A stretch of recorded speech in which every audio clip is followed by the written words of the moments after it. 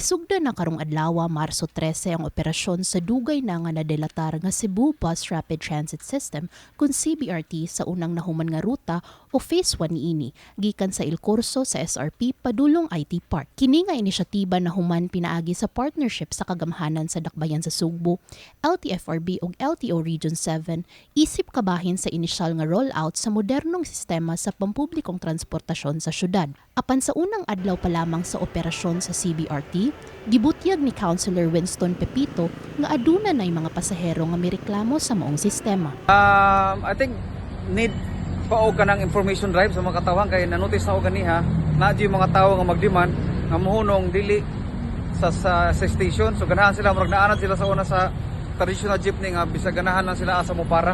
Alas 10 ning Biyernes sa buntag gisiradaan ang median lane sa Osmeña Boulevard ug N. Bacauso Avenue subay sa partial operation sa Cebu Bus Rapid Transit nga gisugdan karong adlaw Marso 13. Sa mga mosunod nga adlaw magsugod sa alas 6 ang normal nga operasyon.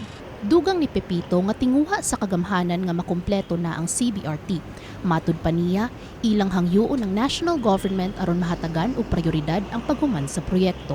Dapat makumpleto jud mahuman jud ang tibuok project kay imagine if mahuman ang tibuok project from SRP or from Bulacau to IT Park na dedicated lane, makasinati ta og same experience sa kanang naatay LRT, MRT or kanang train. Pipila usab ka mga motorista ang makitaan nga nigamit sa CBRT bisan pa sa lagda nga kinialang lamang sa mga city bus or C-bus nga nagdagan sa dakbayan. Gipangbadlong hinuon kini sa mga traffic enforcers nga nagbantay sa dapit. Gipahibalo usab ni Cebu City Mayor Nestor Archival nga makapahimulos ang mga commuter sa libreng sakay sa alas 6 hangtod alas 9 sa buntag ug alas 5 sa hapon hangtod alas 8 sa gabii nga mulungtad og usa ka tuig.